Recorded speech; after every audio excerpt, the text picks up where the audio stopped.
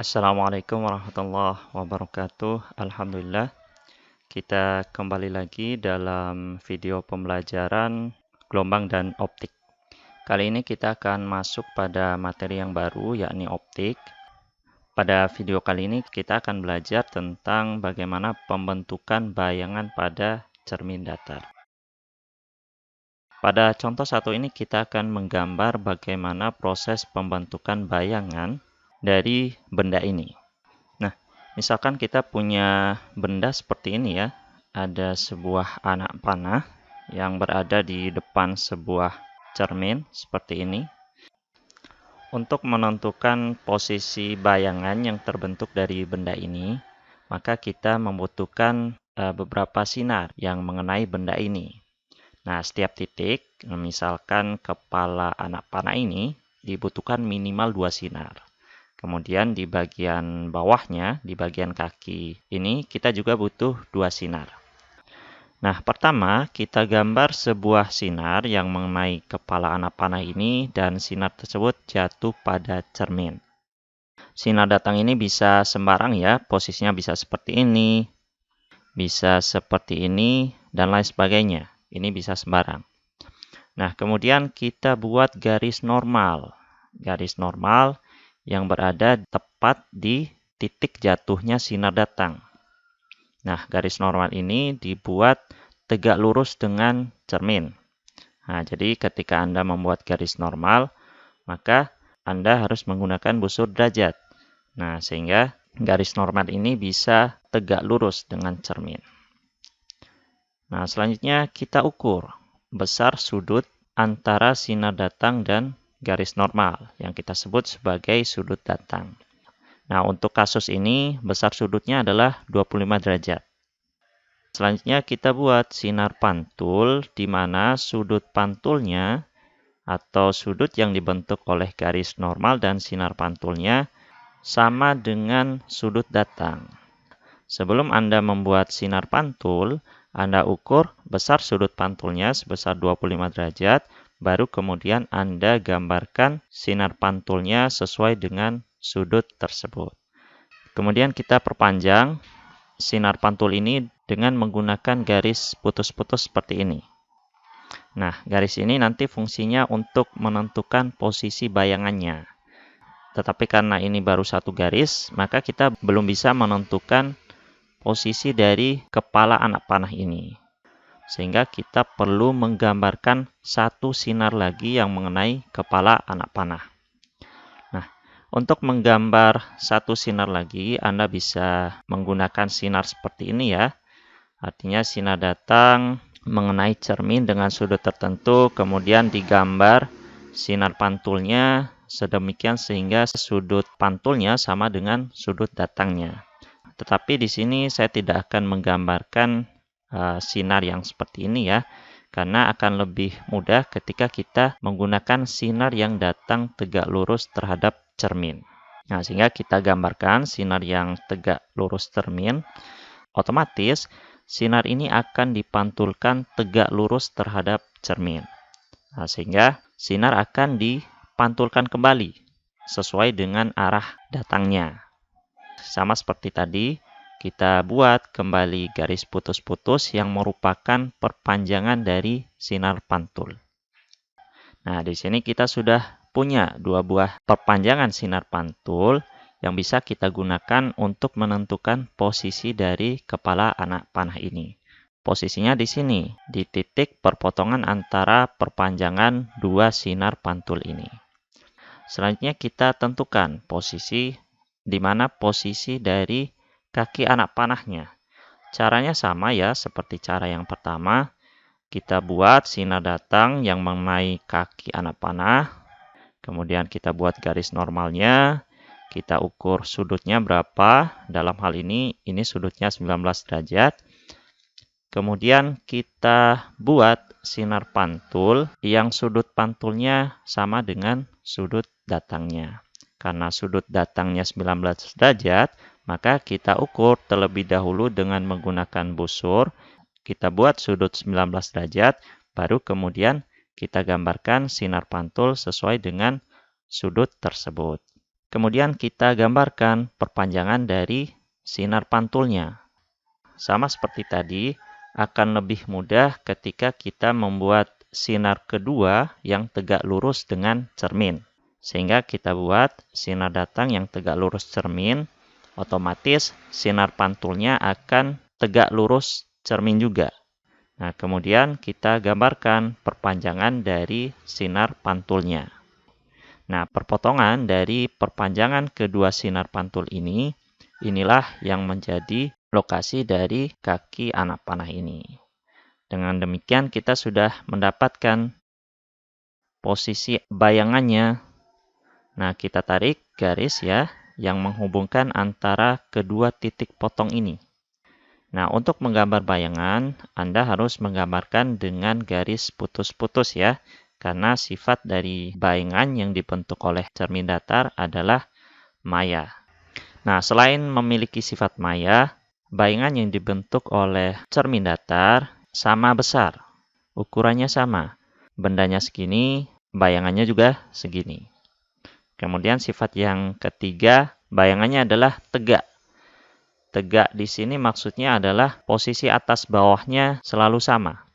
Kalau bagian atas dari benda adalah kepala, maka bagian atas dari bayangan juga kepala. Nah, kalau bagian bawahnya berupa kaki, berarti bagian bawah bayangannya berupa kaki. Sifat yang keempat dari bayangan yang dibentuk oleh cermin datar adalah berlainan sisi. Nah, mungkin di dalam gambar ini tidak bisa kita lihat ya, tetapi kita bisa lihat pada realnya ya, ketika Anda berkaca di sebuah cermin, maka Anda akan melihat tangan kanan akan menjadi tangan kiri dan tangan kiri akan menjadi tangan kanan. Nah, seperti itu proses pembentukan bayangan pada sebuah cermin datar. Dan konsep yang harus kita pahami juga bahwa jarak bayangan ini akan selalu sama dengan jarak bendanya. Nah, sekarang kita akan masuk pada contoh kedua. Contoh kedua ini kita akan membahas bagaimana sih proses sehingga kita bisa melihat bayangan yang terbentuk di belakang cermin. Nah, pada contoh dua ini prosesnya berkebalikan dengan contoh pertama tadi. Kalau pada contoh pertama tadi kita menggambarkan sinar datangnya dulu, baru kemudian terakhir kita mendapatkan posisi bayangannya. Nah, pada contoh dua ini prosesnya dibalik. Kita menggambarkan dulu, menentukan terlebih dahulu di mana posisi bayangannya, baru kemudian terakhir kita gambarkan sinar datangnya. Kenapa demikian? Karena kalau yang tadi, kita bisa menggambarkan sembarang sinar datang yang mengenai benda ini. Tetapi, pada kasus yang kedua ini, kita tidak boleh sembarangan menggambarkan sinar datangnya. Karena kita harus menggambarkan sinar datang sedemikian sehingga sinar pantulnya harus mengenai mata. Dalam hal ini kita akan kesulitan menggambarkan sinar datang terlebih dahulu karena ada syaratnya tadi. Sinar pantulnya harus mengenai mata. Oleh karenanya, proses penggambaran terlihatnya bayangan oleh mata ini akan lebih mudah ketika prosesnya kita balik. Kita gambarkan bayangannya terlebih dahulu, baru kemudian terakhir kita gambarkan sinar datangnya. Nah, untuk menggambarkan posisi bayangan, kita gunakan konsep yang sudah kita dapatkan pada contoh yang pertama tadi, bahwa jarak bayangan akan sama dengan jarak benda. Dengan konsep ini, maka kita bisa menggambarkan garis seperti ini. Nah, kita gambarkan sebuah garis ya, di mana jarak bendanya itu sama dengan jarak bayangannya. Dibuat garis, kemudian diukur panjang garis ini berapa, kemudian dibuat garis lagi, garis putus-putus, yang panjangnya sama dengan panjang garis yang ini. Nah, dengan cara yang sama untuk kakinya, maka kita buat garis juga. Kita buat garis yang tegak lurus dengan cermin, di mana panjang garis dari kaki anak panah ini menuju cermin sama dengan panjang garis dari cermin ini menuju ke kaki bayangannya. Nah, sehingga kita bisa menggambarkan posisi bayangan dari anak panah ini. Nah, setelah kita memperoleh bayangan seperti ini, kita gambarkan sinar pantul yang seolah-olah berasal dari bayangan ini, baik dari kepala bayangan anak panah maupun dari kaki bayangan anak panah. Nah, pertama kita selesaikan dulu bagian kepalanya dulu. Nah, kita gambarkan sinar pantul yang seolah-olah berasal dari kepala anak panah.